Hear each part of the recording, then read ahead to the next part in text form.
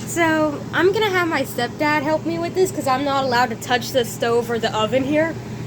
But, so we're gonna be doing fried pork with the oven, and then we're gonna be doing with, chow mein. We're gonna do roasted pork. Oh, roasted pork. Sorry. But you were close. Sorry. Okay, so what spices do we have here? Okay, what we have is the traditional Asian blend 5-spice. Okay. Salt, the 5 peppercorn medley, and garlic powder. Alright. And now I'm throwing in the oven.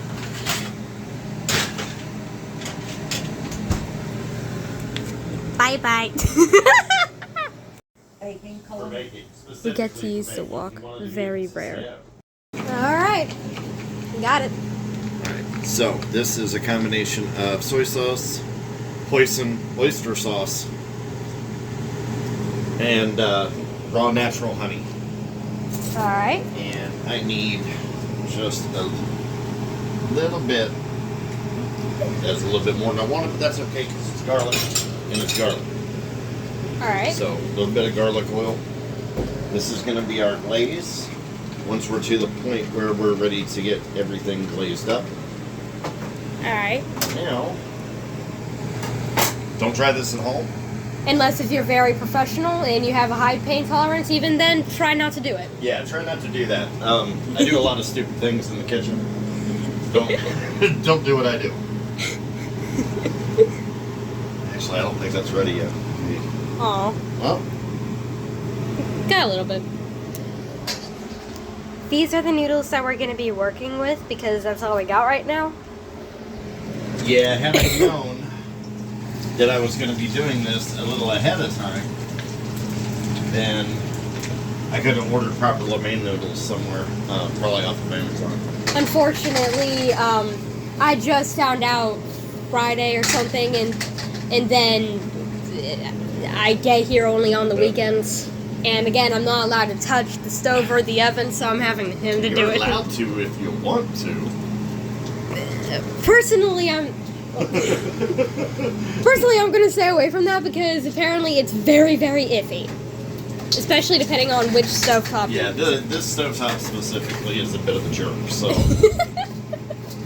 Alright, what I've done is I've heated a little bit of vegetable oil in here. Would have preferred to use sesame oil, but I think I'm out. As a matter of fact, no, I'm not. Oh.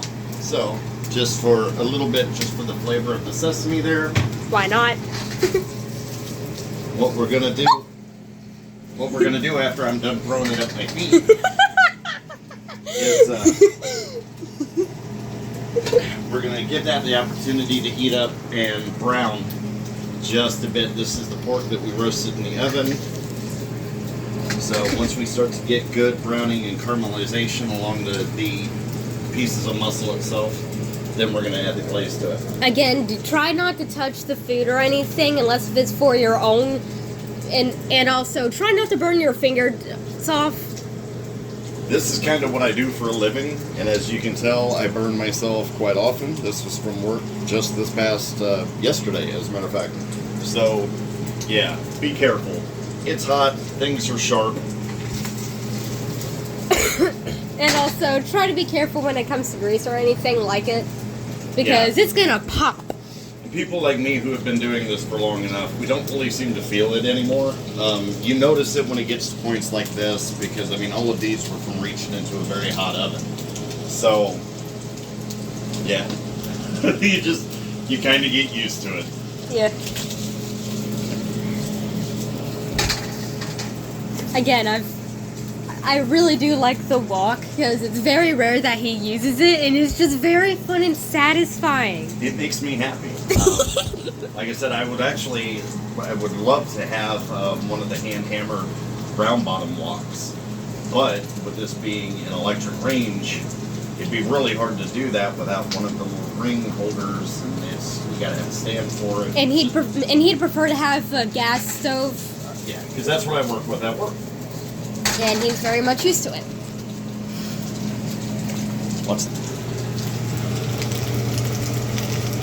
It smells very good. I'm sorry. And also, listen to the popping. I mean, it's just good. So yeah, this is the sauce that's gonna be on there. It looks amazing. Mia's gonna definitely try and eat it as soon as we're done with it, but we're gonna have to try and stop her or else she's gonna burn her tongue.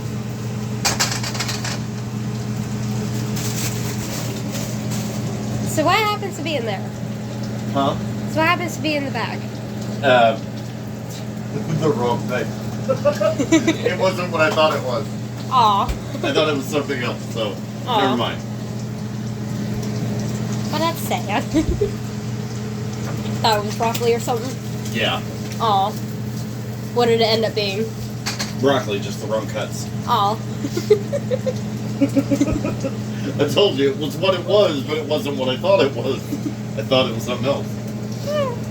Which is usually how it goes when you're wrong, and I was wrong. I thought it was something that turned out to be something else. Kind of how it goes, you know. Everything's either a beaver or not a beaver. You know I'm recording that, right? That's all right. I'm not wrong. I dare anybody to prove me wrong. Everything in the world is either a beaver or not a beaver. Prove me wrong. I guarantee you can't. Because anything that you mention that's not a beaver is not a beaver. There you go. Alright. Got some good browning to it to start. So, give this another good swirl. In goes the sauce. Is there anything they would like me to do that could possibly help? As a matter of fact, you can. Alright. I need two things out of the spice cabinet there. I need the... Oh, Can I you're even not going to be able to reach either one of those. Alright, baby. Yeah, this is as far as I could reach, and it's barely even to the... I need a couple of red chili flakes. I probably should have kept it open. Yeah. A couple of red chili flakes. I'm going to use a little bit of dehydrated onion just because I actually like the flavor of onion. But I didn't want the pieces for it this time. I really need to figure that cabinet out. The glaze is starting to hit all of that. Getting that good, wet. Yes, could you grab the noodles for me, please? Want me to grab the whole pot, too? Yeah, no, just the colander. Ta-da! Thank you. Because I don't know what things are, apparently. I don't know what stuff. The only thing I know is it's a beaver or not the beaver. Not the beaver. Exactly. It's either a beaver or not a beaver. That's exactly right. And there goes the noodles. Alright, pasta in. So, we kind of had the noodles already. Oh! Nom. And there goes another piece. For the record, that was stupid. Nearly burnt your tongue. So yeah, we had the noodles like a little bit before we did the meat, or a little bit after we put the meat in. So it kind of did have a little bit of stiffness to it whenever we first put it in, but now it's getting back warm and having a little bit of moisture back in. It's now getting back to where we kind of need it. The starch in pasta, funny enough, is what causes it to stiffen like that once it starts to cool. Ah. Yeah, he kind of burnt his tongue on that. Ooh, peas. Yeah, I'm gonna stand back for this. Because I know I'm gonna... This is the part where things go fast. And this is also where the part that I'm probably going to be burning myself if I'm not careful, even though I'm just watching.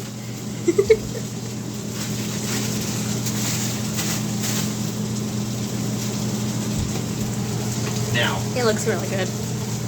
people may look at that crazy, why did you put them in frozen? Because, trust me, this is what I do for a living. And he traveled the world. He's seen how other people do it as well. So, That's also cool to have known. What benefit does it do for you to add it in frozen anyway? Just a general question. Well, what it does is if it goes in frozen like that, they have a tendency to hold their shape better. Like if you use canned peas for something like this, it's just going to be mush. And if you put peas in too early, you're going to cook them to mush. All right. So that's your best bet. This is the only thing I like about having a wok with a handle. Is so you can do that and not burn yourself. Or at least not as easily. I'm just making assumptions here, actually. No, it's so I can actually flip it sideways. Little backstory. I ended up having to go to the doctor, and because I was having really bad pains in my elbow, and I couldn't figure out why. So the doctor told me, he said, "Hey, you have tennis elbow." 47 years old. I've never played tennis. Never. I tried one time. I swung at the ball. I missed. That was it. That was the end of it. But it's because of years as a chef doing this. You have very similar motions to whenever you're actually playing tennis. It's that repetitive motion. And so, therefore, it's tendonitis or whatever. Yeah, it's that repetitive motion. After a while, it wears down the joints and stuff. Oh.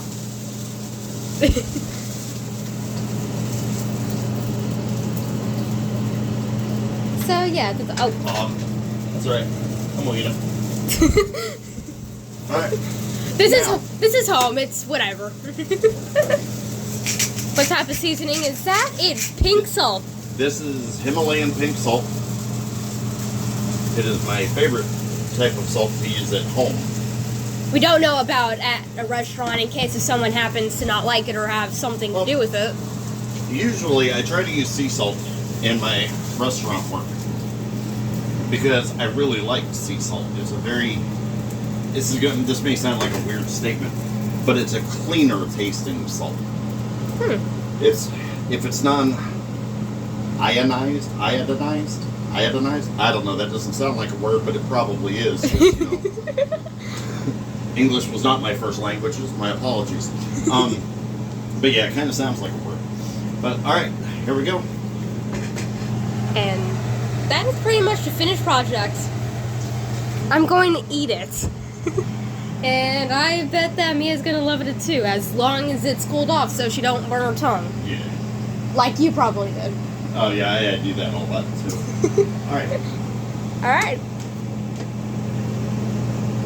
Ta-da. We don't know what to do at this point.